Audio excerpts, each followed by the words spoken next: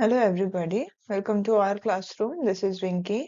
In this video, we are going to start a new series of class 12th CBSE or NCERT books we are going to study.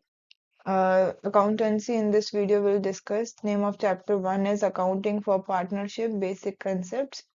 Now, before we begin with this chapter, first thing that we need to have very much clear in our mind is what is partnership.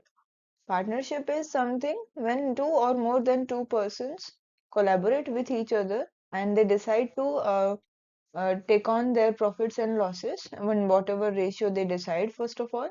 And they are actually together for some work or for some business. This is known as partnership. To be very much firm about this chapter, in this chapter, we are going to learn that how do they distribute the profits, how is their agreement that we called partnership deed according to Partnership Act 1932 that gets applied on every partnership firm. Similarly, certain other things such as interest on capital, interest on drawings, maintenance of partner, capital accounts, etc. All of that we are going to study in this chapter. Apart from that, there are certain changes in partnership firm when a certain partner retires or a death of a partner occurs or a new partner gets admitted. So at all these points, whenever a certain partner retires or there is a death of a partner or a new partner gets admitted, the partnership firm needs to be reconstituted. So at that time again, there are certain adjustments, new accounts are to be formed, new settlements are to be done. So all those things we'll study in the later chapters of this textbook. But right now we are only going to study the basic things of partnership. Moving on, nature of partnership. When two or more persons join hands to set up a business and share its profits and losses, they are said to be in partnership. Partnership is something when two or more persons join their hands, set up a business, and share their profits and losses. Not only profits, but losses also. Fine. According to Section 4 of Indian Partnership Act 1932, the definition of partnership is something like this: relation between persons who have agreed to share the profits of a business carried on by all or any of them acting for all. Now, there are two meanings of this particular sentence. That business can be carried on by all. That means if in a case, suppose there are four partners and all four of them are engaged in business. So that can be termed as carried on by all. And if suppose out of those four, only one is engaged in business, other three are doing some other work in the business, or they are just silent partners, they are not active in the business, then this second line meaning will be understood that any of them acting for all means any one partner or any two partners can act for all, right? Whatever they will say, that will be surely said by yes by all the partners. There is no doubt in that. Now, persons who have entered this partnership are known as partners, right? And collectively they are known as firm, right? And the name under which the business is carried is known as firm's name. All these are simple, very simple definitions. In this chapter only we are targeting the theory part of this chapter. The examples and other sums we'll discuss in further videos, right? A partnership has no separate legal entity apart from partners constituting it. As we say that a business is separate from its owner, right? Whenever we have studied, business is separate from its owner, it has a separate legal entity, and we are not here to mix our business and our personal life. Samely, a partnership also has a separate legal entity, but that is not apart from the partners who are constituting the partnership. And these are certain essential features of a partnership firm. First of all, there is two or more persons. In a partnership firm, the minimum number of partners is two, or it can be more than that. But there is a certain limit of this number of partners. According to Companies Act 2013, its section number is 464. Central government has given that you can have maximum number of partners in your firm at 100. Now, in your partnership firm, maximum number of partners can be 100. But central government has in present time, central government has also given in a certain new law, or we can say a miscellaneous this amendment has come. According to this, the recent number is maximum number of partners can be 50. So we don't need to get confused in it. Earlier it was 100, now it is most recent number is 50. Fine. So minimum to most 50. And the second point is agreement. What is a agreement? Partnership is a result of an agreement. Now that agreement can be oral or it can be written also. Necessarily, it is not necessary that it should be written only. Oral agreements also exist, and this agreement is based on the relationship between the partners. Now, suppose there are again four partners and they have good relationships among them, so they will, what they will do, they will decide their work, that which person is going to do which work of the firm, and likewise their agreement will get formed. Fine. In order to avoid disputes, or we can say that they don't get matched up with each other. So to avoid all of that, it is preferred that you should have a written agreement of your partnership deed. Coming on, third point is business. This agreement should be to carry on some business. Apart from business, you are not told as partners. You cannot be said as partners. Fine. For example, they have given that Rohit and Sachin jointly purchase a plot of land. They become the joint owners of the property, not the partners. But if they are in the business of purchase and sell, that is real estate of business, so then they can be said as partners. But apart from that, if they have only purchased the land, fine, so they can be called as co-owners of that land. But if they are selling that land also, if they are in the business of real estate for the profit, then they can be known as partners. Moving on, next point is mutual agency. From the word mutual, normally what do we understand? That mutual is something you have to cooperate with each other. Fine. Now, suppose again, if we take that same example, four partners are there. It is not necessarily compulsory. We can say that all the partners at all the time can give time to the business. We have our personal lives also. We can have certain problem in our personal life. So, mutual agency means what?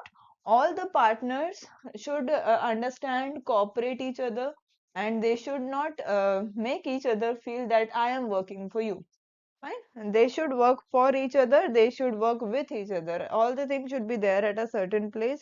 And as we have studied the same point in the definition also, carried on by all and for any of them acting for all.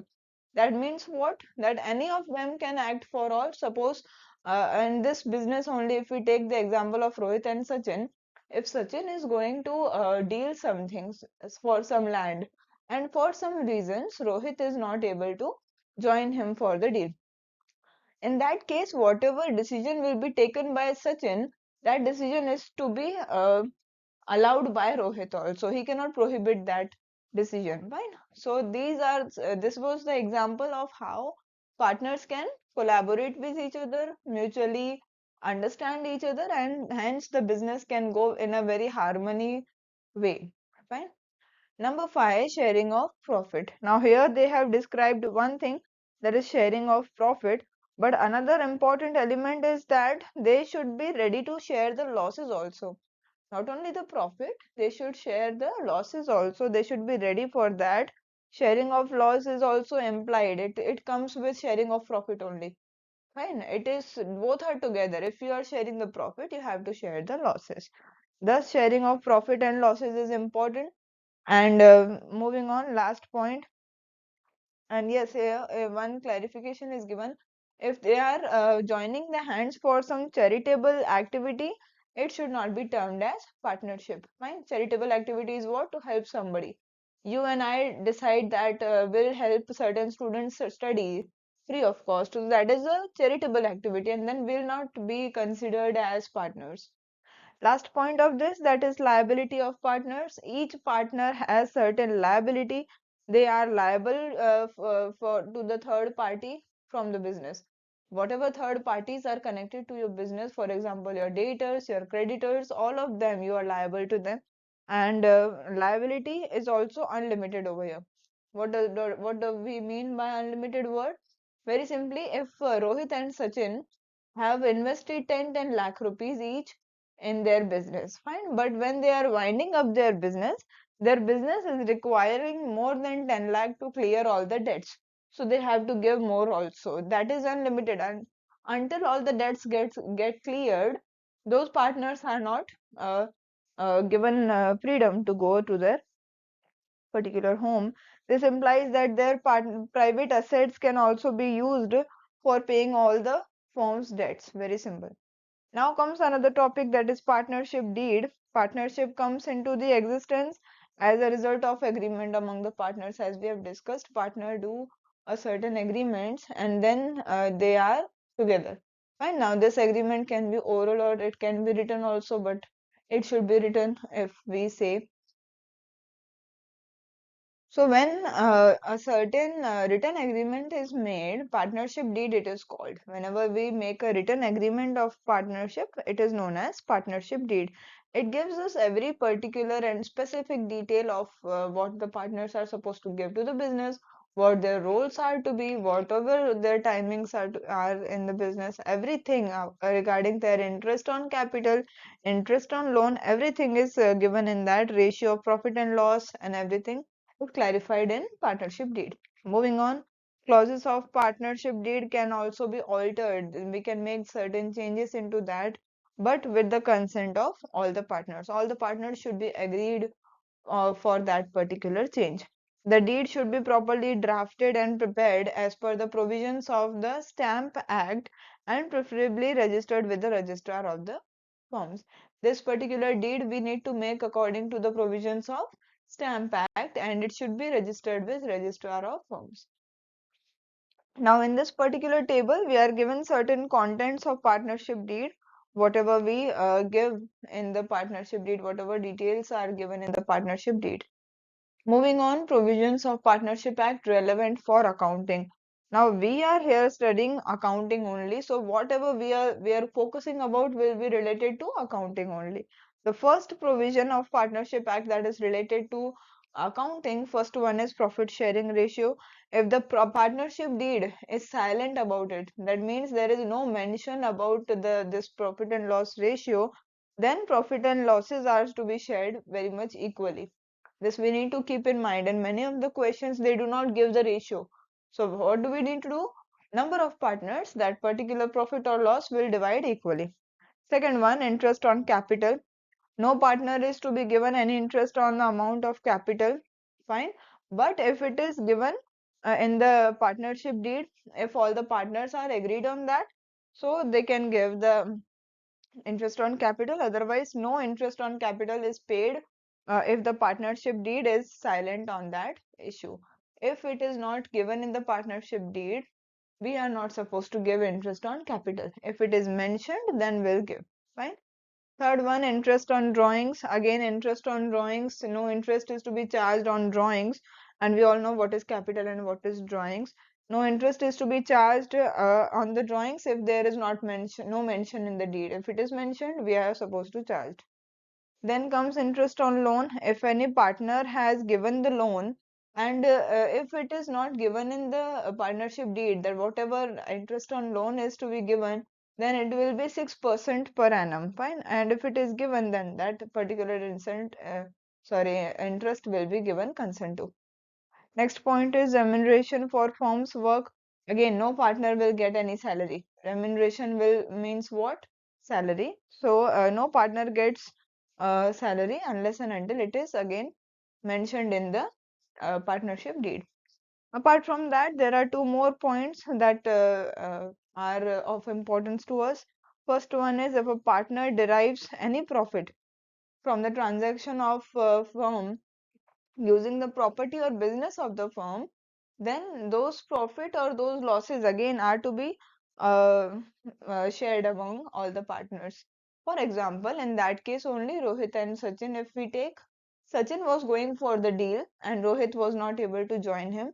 So when Sachin has bought that land, he has sold also. So whatever profit he has earned, he is supposed to share it with Rohit. Fine. And second point is if a partner carries on any business of same nature and is competing. So whatever profit he is making, competition, if that partner is in competition and same business he is also doing side by side, so at that time also he will share the profits to those partners. Why? Because it is same business. If he would have not been a competitor, then that business would also come to other partners. Fine. Moving on the next page, let's see. These are special aspects of partnership accounts. How do we calculate the partnership uh, capitals, drawings, interest, everything that we'll study now. Now, there are certain topics on which the accounting treatment is to be done, and we'll learn how this accounting treatment is done very much stepwise in this book. The first one is maintenance of partners' capital account. Second one is distribution of P&L. Third one is adjustment for wrong appropriation of profit in the past. If in the past we have not correctly given the profit, then it needs to be corrected. So that is known as adjustment. Then comes reconstitution of partnership form, and reconstitution is in three cases. First one is retirement of a partner, second is death of a partner, and third one is admission of a new partner. In all these three cases, reconstitution of a partnership form is to be done. And finally, dissolution of a partnership firm whenever a firm gets ended. Now, first three aspects of this are to be studied in this particular chapter. Remaining aspects are covered in subsequent chapters. First of all comes maintenance of capital accounts of partners. Now, there are basically two methods of this maintenance. First method is fixed capital method, and second one that we have is that fluctuating capital method. So that fixed capital method mein, in that we don't touch the capital of the now there are two capitals of the partners over here. First one is current and another one is fixed. So whatever fixed amount they have given at the opening of the business, for example, if you see this that given in this particular performer, we have two capital accounts. First one is partners capital account, second one is partners current account. As we all know that current account is something which deals for every year, right? So every year whatever changes are to be done, that particular changes will do in this particular current account, but will not touch this capital account. Why? Because this is fixed capital method. Fine. Moving on, second method is fluctuating capital method. Now, as we all know the meaning of fluctuating. What is fluctuating? It keeps on changing. It will rise, it will get low, and everything will get happened. So here we'll make only one account, that is partners capital account, and simply and shortly it is the mixture of those two accounts which we were making earlier. Fine. Now there are certain distinctions between both of them that we'll understand. First of all, that what is the difference between fixed capital and fluctuating capital. First of all, number of accounts. In fixed capital we make two accounts, in fluctuating we make only one account, that is capital account. Now second one is items related to deed. In this, drawing, salary, interest on capital, etc. are given in current account, not in fixed capital account. But here all the adjustment are given in only capital account, because we are making only one account. Third point is fixed balance. Capital account balance will remain unchanged unless there is addition or withdrawal of capital. Suppose Rohit had firstly invested 10 lakh rupees. Now after 5 years he again invested 5 lakh rupees in the business. So at that time that fixed capital account will get changed, because he has invested some capital more in the business. Or if it in opposite case, uh, if he withdraws some money from his capital, then again the changes will be made in the main capital account. But otherwise all the changes are made in current account. But say there is no such thing in fluctuating one. Here we make all the changes in that particular partner's capital account. Moving on, credit balance. These capital accounts will always show a credit balance, but this particular capital account may sometimes show a debit balance. How does that differ? When it shows debit balance, at that time the partner needs to give that debit balance to the company or to the firm. But if it is showing credit balance, that means this much balance is to be taken by the partner from the company. Fine. Moving on, distribution of profit among the partners, how it does get distributed, we have already discussed this. This one is in an agreed ratio. First of all, whenever the partnership form gets formed, there is a certain agreed ratio of in which ratio the P&L will be distributed. So here, if the partnership deed is silent, we are supposed to distribute it equally. And finally, if it is a case of sole proprietorship or sole partnership, all the P&L is to be given to the proprietor only, because he is only single proprietor in the business. In case of partnership, certain adjustment, for example, interest on drawings, interest on capital, salary to partner, commission to partner are all to be made, and for this purpose we make P&L appropriation account in this, and ascertain the final figure of profit and loss to be distributed among the partners in their P&L ratio. Now, before distributing this profit and loss among the partners, we are supposed to deduct certain expenses. Which are those expenses? Interest on drawings, interest on capital, salary to partners, commission to partners, etc. First of all, these adjustments will be made. And where these all get debited or credited, the account's name is profit and loss appropriation account. Very simply, as we all are clear about the accounts, basic accounts, whatever expenses are there, you will debit them to the P&L appropriation account, and whatever incomes are there, you will credit them to the P&L appropriation account. If you want to see the journal entries of this, suppose, see, these are the journal entries of this. First one is if P&L shows profit, so P&L debit and P&L appropriation credit. But if it shows loss, vice versa, different entry will be done. Moving on, interest on capital. If we are giving interest on capital, so interest on capital to P&L, sorry, partners, capital or current account, that depends upon which method you are using, or it is mentioned in the question.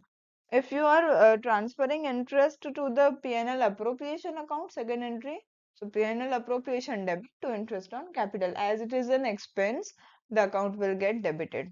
Fine. Then comes interest on drawings. Interest on drawings is your income. It is not an expense, right? The partner is taking certain money and in return he will give the interest on it.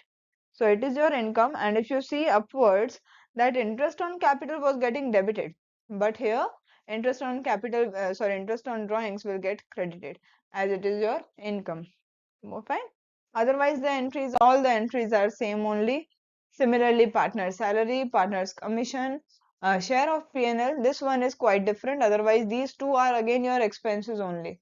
So how you were making the entry of interest on capital, same entry will be made over here, only name get changed. And finally, share of profit and loss, P&L after appropriations. If there is profit, so P&L appropriation account debit to partners, capital or current account, again that depends. And if it is loss, vice versa, reverse entry will be made. Below there is a certain pro forma of this P&L appropriation account, and this we need to see sometimes whenever we are solving the sums. Unless and until we get into practice, until we have to see this account, after that we'll keep in mind whatever gets debited, whatever gets credited. Simply, if you see whatever the expenses are there, they will be on the debit side. Whatever incomes are there, they will be on the credit side. This simple thing you have to keep in mind. Same as P&L account, we are preparing that P&L account now. In that also, all the incomes are given on credit side, all the expenses are given on debit side. These particular illustrations we'll discuss in next video. Moving on, whatever the theory part is, we'll discuss it right now only. Yeah, this one comes interest on capital. First of all, let's see what is there. Interest on capital, as we have discussed, if it is not mentioned in the deed, it is not to be given. But if it is mentioned, then we'll give at that particular rate of interest. Moving on, if you see over here, this particular calculations they have shown, which are very much easy. And here there are certain adjustments. Now, suppose if we give you an example that Here, if you see upstairs also Mansoor and Reshma's one case is given. On the 1st April, their opening balances were 2 lakh and 1,50,000 respectively. Then after that, on August 1, Mansoor again gave 1 lakh and Reshma again gave 1,50,000 on October 1. So here that closing balance will get changed. Opening balance of Mansoor will remain 2 lakh, but closing balance will be 3 lakh. So on which balance you will calculate the interest? Similarly for Reshma, opening balance will be 1,50,000, but closing balance will be 3 lakh now. So here, what do you need to do? You will calculate the interest month wise. For the first 6 months, different interest will be given. For another 6 months, different interest will be given, and they both interest will be added afterwards. Fine. So these are certain simple calculations, and same things are given in this particular three points. Now, here was the case of introduction of new capital. They have given more capital. What if they take out some capital? So suppose their business does not require that much capital now, and they decide that will now take out some capital. So that particular point, again, the same thing will be done. On the opening balance of particular months will be calculated, and on the remaining balance, particular months will be calculated, and that interest will get added. Moving on, again we have illustration. We'll discuss later on. Now comes interest on drawings. For that we have certain formula for interest on drawings. If you see average period, first of all, now in this drawings also there are certain adjustments. When fixed amounts are withdrawn every month, fine. Otherwise, every month also there are certain cases. They are withdrawing at the beginning of each month, they are withdrawing at the middle of each month, or they are withdrawing at the end of each month.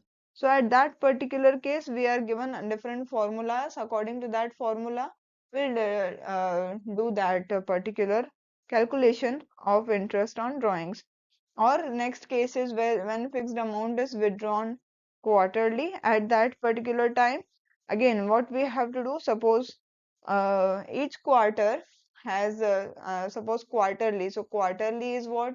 Every 4 months, right? And every 4 months means what? That particular partner will take out the drawings at 3 times in a particular year. So what you will do? 12 plus 3 divided by 2. So what you will get, that is 15 divided by 2, 7.5 months. Fine.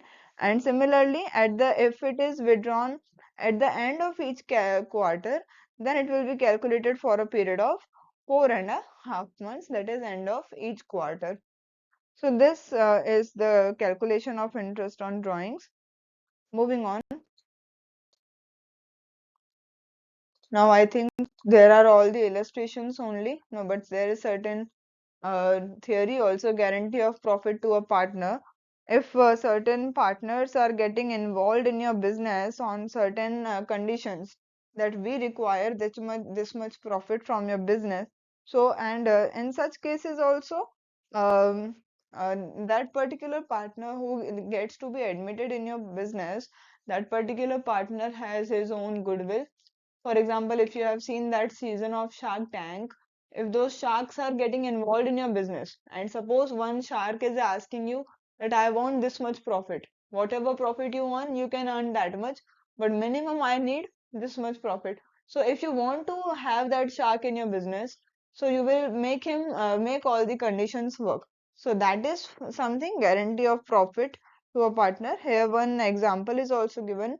Madhulika and Rakshita are partners, and they decided to admit Kanishka and giving her the guarantee of minimum 25,000 as a share of profit. So as per this ratio, whatever the profit comes, and from that minimum they have to give to that Kanishka 25,000. Apart from that, whatever it will be left, they will divide into their particular ratio.